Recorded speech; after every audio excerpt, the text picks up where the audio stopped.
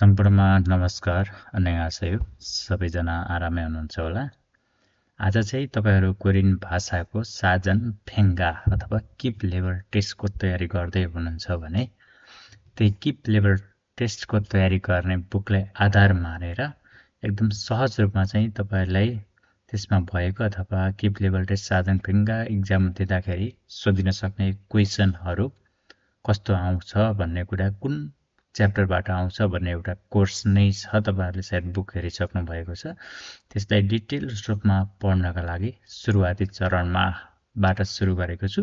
यो बुक हामीले पढ्यौं भनेपछि लगभग साजन फेङ्गाको सबै 3 4 5 लेभल बाट मिलाएर सोधिने कुराहरुको आधार बनाएर अथवा आधार मानेर बनाएको किताब हो। यसमा हामीले डिटेलमा सिक्दै गयौं भनेपछि यसले नै हामीलाई सहजता दिनेछ। त्यसको लागि चाहिँ हामीले आज सुरु गर्नेछौं। यहाँनिर तपाईहरुले देख्दै हुनुहुन्छ। यहाँनिर तपाईले देखिसक्नु भएको छ आज हामीले के पढ्ने छौं भनेर। थेहान मिनगुक केग्वान भनेको छ है। थेगान मिनगुकको परिचय भन्न खोजेको छ। अब दक्षिण कोरिया साउथ कोरियाको परिचय अथवा यहाँ चाहिँ यो देशलाई कसरी चिनाइन्छ, केले चिनिन्छ भन्ने कुरा चाहिँ यहाँ हामीले पढ्ने छौं। जस्तै हाम्रो देशमा जस्तै गरी पनि यहाँ कसरी चाहिँ परिचय दिएको छ, के बाट देशलाई चिनिन्छ भन्ने कुरा हामीले पढ्ने छौं। ल यहाँनिर हेर्नुस् है। थेहान मिनगुकुल सांगजिङ हानोनले खाजी भनेको छ हो। थेहान मिनगुकका चाहिँ 4 वटा प्रतीकहरु के। प्रतीक भन्ने कुरा के हो त? केले चिनाइन्छ त्यस कुरालाई चाहिँ प्रतीक भनिन्छ के। दक्षिण कोरियालाई अथवा यो हाम्रो थेहान मिनगुक भनेको छ नि यसलाई चिनाउने 4 वटा प्रतीकहरु सिक्ने छौं। सुरुमा चाहिँ हामीलाई अनिवार्य जान्नै पर्ने कुरा हो है। यो चाहिँ अनिवार्य जान्नै पर्छ यदि तपाईले साजन फेङ्गाको किप लेभल टेस्टको प्रिपरेसन तयारी गर्दै हुनुहुन्छ भने राम्रो दाङ्गे सामदाङ्गे सादाङ्गे ओदाङ्गे कति ल्याउने कसरी पढ्नुहुन्छ तपाईले त्यहीमा निर्भर पर्नेछ। यो क्लास चाहिँ नितान्त तपाईहरुको लागि फ्री हुनेछ। यसमा कुनै पनि चार्ज लाग्ने छैन। तपाईहरुले यस च्यानललाई सब्स्क्राइब लाइक गर्न चाहिँ नभुल्नु होला ल। हेर्नुस् नम्बर 1 मा चाहिँ यहाँनिर देखाइएको छ थेगुक्की। थेगुक्की भनेको चाहिँ राष्ट्रिय झण्डा। नेपालको झण्डा भन्ने जस्तै यो के हो त? कोरियाको झण्डा। केले चिनाउँदो रहेछ कोरियालाई भन्दाखेरि एउटा थेगुक्कीले चिनाउँदो रहेछ भनेर बुझ्नुहुन्छ। यसको बारेमा डिटेल्समा चाहिँ हामीले अहिले भर्खरै पढिहाल्नु पर्छ भन्ने छैन। पछि त हामी त्यसलाई पनि पढ्ने छौं। यसलाई चाहिँ अब यहाँनिर रातो कलर यो कलरहरु स्टार लाइनहरु यसरी बनिएको छ भनेर यसलाई सबै व्याख्या गरिएको हुन्छ स्प्रेड गर्न। आज भने छैन हामीले सर्टकटमा बुझ्ने छौं। नकि हामीलाई त्यति डिटेल्समा अहिले भर्खरै सोध्दैन। त्यो हुँदाखेरि हामीले नर्मली कुरा सिक्दै जाने छौं ल। त्यस्तै अर्को छ मुगुङवा। मुगुङवा भनेको राष्ट्रिय फूल। हाम्रोमा चाहिँ लारी गुराँस भन्छौं नि त्यस्तै चाहिँ यहाँको राष्ट्रिय फूल चाहिँ के हो भन्दाखेरि चाहिँ के रहेछ त? मुगुङवा भन्छ भनेर चाहिँ हामीले बुझ्छौं। त्यस्तै अर्को छ कोरियाली लिपि भनेको के हो त? कोरियाका अक्षरहरुले पनि कोरियालाई चिनाउँछ र कि हाङ्गुल। अब हामीले पढ्दाखेरि यसलाई के पढ्छौं? हाङ्गुल भनेर पढ्छौं है। यो गर्न दर मवस भन्दै हामीले पढ्थ्यौं नि सबै कुरा त्यही नै हो। कोरियाली लिपि अक्षरहरु भनेर बुझ्न सक्छौं हामी।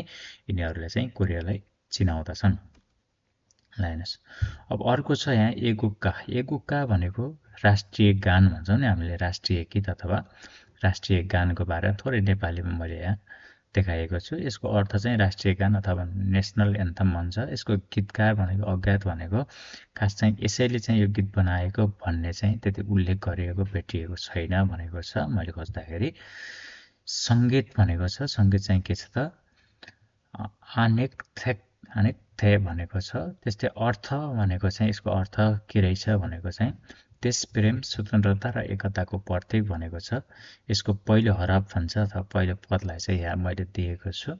यहाँ लेखिएको छ तर सबै पढ्न मन लाग्यो भनेपछि तपाईले सर के भन्न गर्न सक्नुहुन्छ भनेपछि एगुक्का भनेर गुगलमा गएर खोज्नु भयो भने पनि पाउनुहुनेछ। यहाँ पहिलो हरफ मात्रै छ है। यहाँ पहिलो हरफले के भने हा भनेपछि थोङे मुल्गा फेक्तु सानई मान्दुलको थाङथोरोक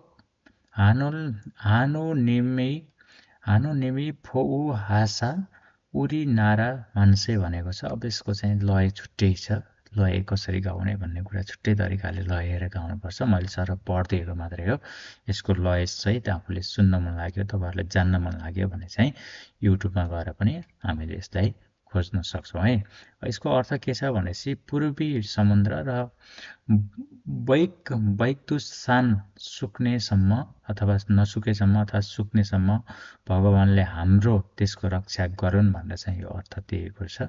यसलाई चाहिँ नर्मली ट्रान्सलेट गरेर राखिएको मात्र हो, छुट्टै मैले लिएको होइन। यो चाहिँ थोरै सहायता गुगलको सहायताबाट लिएको मात्रै हो है। ल त्यसपछि हामीले पढ्यौँ आज के पढ्यौँ भन्दाखेरि तपाईँहरूले बुझिसक्नु भएको छ है। हेर्नुहोस्, थेहान मेनगुक खेगवान भनेर पढ्यौँ। यसको मतलब चाहिँ के रहेछ भनेर सारांशमा चाहिँ यो थेहान मेनगुकको परिचयलाई चिनाउने चिज के हो भनेर सोध्न सक्छ। अरू केही पनि नसोधेर अहिले भर्खरै हामीलाई सोध्ने भनेको अब भित्र डिटेल्समा गएर सोध्नुभन्दा पनि थेहान मेनगुक साङजिङ हानुन गसुन मुवा सिम्निका भनेर सोध्छ। त्यो सोद्धाखेरि थेकुकी मोगुङवा हाङ्गोल र एगुक्का भनेर हामीले भन्न सक्यौँ भनेपछि अहिले साधन फिङ्गाको टेस्ट दिँदाखेरि यतिले नै काफी हुन्छ है हामीहरूलाई चाहिँ। त्यस्तै हामी अर्को च्याप्टरमा सुरु गरेका छौँ। यहाँनिर अर्को च्याप्टर हो, त्यसैको दोस्रो नम्बरमा छ खुक्का खिगनरी खुसङ भनेको छ राष्ट्रिय संस्थान अथवा राष्ट्रिय संस्थाको चाहिँ संरचनाहरू भनेर बुझ्न सक्छौँ। अब यो राष्ट्रिय संस्थानहरू कसरी बनेको छ, यो देश कसरी चल्छ भन्ने कुरा है। यो देशलाई चाहिँ कसरी चल्छ भन्ने कुरा चाहिँ हामीले यहाँ सरसती पढ्दै जानेछौँ है। हेर्नुहोस्, थेहान मेनगुकै ख्वानरेन उन इप्पो। अब यसको चाहिँ सत्तालाई चाहिँ अथवा दक्षिण कोरियाको सत्तालाई चाहिँ कसरी बाँडिएको छ भन्दाखेरि इप्पो भनेको व्यवस्थापिका अथवा विधायिका भनेर लेखेको छ हो। व्यवस्थापिका भनेर हामीले सानोमा पढ्छौँ, त्यही नै हो। हेङजम्बो भनेको कार्यपालिका भनेर पढ्छौँ। त्यस्तै सापप्पो भनेको चाहिँ न्यायपालिका र नानुव शून्यता भनेको यसरी चाहिँ विभाजन गरिएको छ अरे कि। दक्षिण कोरियाको सत्तालाई अथवा सत्ताहरूलाई अथवा संस्थाहरू भने पनि हुन्छ, संस्थान भने पनि हुन्छ। सत्तालाई चाहिँ विधायिका, कार्यपालिका र न्यायपालिकामा चाहिँ विभाजन गरिएको छ भनेको छ। अब यिनीहरूले के काम गर्छन् भनेर यसलाई अथवा हामीले यो सबै नजाने पनि भित्र सबै यसको डिटेलमा त जान्न त कयौँ वर्ष नै लाग्छ होला, तर नर्मल्ली हामीलाई सोधिने कुरा चाहिँ तलतिर आएको छ है। अब एक नम्बरमा के रहेछ त इपप्पो भनेको विधायिका भनेर सम्झे भइहाल्यो। हामीलाई चाहिँ थेहान मेनगुकै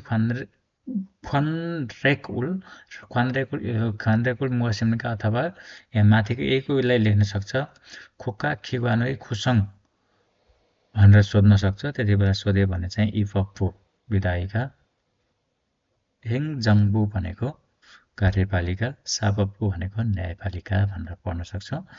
यसलाई हामीले यहाँ थोरै तलतिर चाहिँ डिटेल्समा अथवा यसलाई थाहा पाउनको लागि सहजताको लागि थोरै सर्टकटमा लेखिएको छ। अब कसरी केमा विभाजन गरिएको छ भन्दाखेरि चाहिँ यसलाई चाहिँ केमा विभाजन गरिएको छ। खुफुन भनेको विभाजन भइहाल्यो। इपप्पो भनेको हामीले माथि नै पढिसकेको छ हो, विधायिका। त्यस पछाडि हेजङपु भनेको चाहिँ के हो त, हेजङबु भनेको चाहिँ हामीले पढिसकेकै कुरा हो, कार्यपालिका। र सापप्पो भनेको चाहिँ के हो भन्दाखेरि न्यायपालिका हो। अब यो कुन संस्थान अथवा केबाट खिगवान भनेको छ कि छैन, यो केले चलाउँछन् अथवा कुन चाहिँ माथिको संस्थाहरूमा आधारित हुन्छन् भनेको छ, अथवा केले चलाउँछन्, कहाँबाट चाहिँ यो चल्छ। इपप्पो कसको जिम्मामा हुन्छ, हेङजम्बो कसको जिम्मामा हुन्छ, र सापप्पो कसको जिम्मामा अथवा कहाँबाट चल्छ भनेको छ। र यिनीहरूले के गर्छन्, एखवाल भनेको चाहिँ के छ, भूमिकाहरू अथवा यिनको जिम्मेवारी चाहिँ के हो भनेको छ। यहाँ पछाडि चाहिँ सहजताको लागि नेपालीमा अर्थ पनि दिएको छ है। अब हेरौँ, इपप्पोले चाहिँ खुक्वे भनेको छ। के हो त, खुक्वे भनेको चाहिँ राष्ट्रिय संसदबाट चाहिँ चल्दो रहेछ कि राष्ट्रिय संसदहरूबाट चाहिँ यो चल्छ भनेको। यसले इपप्पोले के काम गर्छ भन्दाखेरि फबुल मान्दुल्दा भनेको चाहिँ कानुन बनाउने काम गर्छ भनेको छ है। त्यस्तै अर्को छ हेङजङ्बु भनेको चाहिँ थेथुङ्ग्रेङ राष्ट्रपति अथवा छङ्बु भनेको के हो भन्दाखेरि सरकारबाट चाहिँ चल्ने रहेछ भनेर बुझौँ। यसले चाहिँ फबुल भनेको के त, फब भनेको कानुनहरूलाई सिरिङ हान्दा भनेको चाहिँ कानुनलाई कार्यान्वयनमा ल्याउने काम गर्दो रहेछ कसले भन्दाखेरि हेङ जङ्बोले भनेर चाहिँ हामीले सम्झिन सक्छौँ। त्यस्तै गरी चाहिँ अर्को छ सा बप्पो। सा बप्पो भनेको के हो भन्दाखेरि न्यायपालिका हो। यो चाहिँ फपवन भनेपछि के भयो त कोर्ट अदालतबाट चल्दो रहेछ। यसले चाहिँ के काम गर्छ भन्दा यसको जिम्मेवारमा के हुन्छ भनेको फबे तारा चे फानहन्दा भनेको कानुन अनुसार फैसला दिने गर्छ कि कानुनलाई आधार मानेर के भयो कसो भयो भनेर त्यसलाई चाहिँ फैसला गर्ने काम चाहिँ केको हुन्छ भन्दाखेरि अदालतको भने जस्तै कोर्टको भने जस्तै यो चाहिँ केमा पर्दो रहेछ सापाफु। लगभग हामी बुझ्यौँ भने हाम्रो देशको यहाँको उस्तै उस्तै छ भनेर बुझ्न सक्छौँ। अब खिक्काको खिग्वान उही खुसङ भन्दाखेरि चाहिँ हामीलाई के भयो त इबप्पो हेङजङ्बो र सापप्पो भनेर बुझ्यौँ। अब यसलाई थोरै डिटेलमा चाहिँ हामीले अब यतिसम्म त हामीलाई त नर्मली यति नै थाहा पाएपरि हुन्छ, तर पछि पनि पढ्न पर्ने, कहिलेकाहीँ झुक्काइदिन क्रस क्वेसन गरिदिन सक्छ खुसुलसियममा पनि भनेर चाहिँ यसलाई चाहिँ हल्का यतिसम्म थाहा पायौँ भनेपछि हामीलाई इनफ हुन्छ है। यति जान्नु भनेको चाहिँ हाम्रो लागि धेरै नै हुन्छ भनेर बुझौँ हामीले, अरू केही पनि छैन। इपप्पोको काम चाहिँ कानुनमा बनाउने रहेछ। त्यसपछि हेङजङ्बुको काम चाहिँ के रहेछ त बनाएको कानुनहरूलाई चाहिँ कार्यान्वयनमा गर्ने अथवा तिनको कार्यान्वयनमा ल्याउने काम हुँदो रहेछ। र सापप्पोको काम चाहिँ कानुन अनुसार फैसला गर्ने काम हुन्छ भनेको छ। अरू केही पनि छैन यसमा। तपाईँहरूलाई कस्तो लाग्यो जस्तो लाग्यो त्यस्तै जस्ताको तस्तै तपाईँको जिज्ञासालाई कमेन्ट बक्समा राख्नुहोला र तपाईँहरूले के कस्तो भिडियोहरू खोज्न चाहनु भएको छ, अझ योभन्दा सहज तरिकाबाट चाहनु भएको छ या कसरी चाहनु भएको छ त्यसलाई चाहिँ कमेन्ट गर्नुहोला। च्यानललाई लाइक कमेन्ट र सेयर सँगै सब्सक्राइब चाहिँ अनिवार्य गर्नुहोला, जसले तपाईँहरूको बिचमा धेरै भिडियो बनाउन मलाई प्रेरणा दिनेछ र तपाईँहरूलाई अध्ययन गर्न सहजता दिनेछ भन्दै आजको भिडियोबाट म तपाईँहरूको बिचबाट बिदा हुन्छु। नमस्ते, बाई बाई।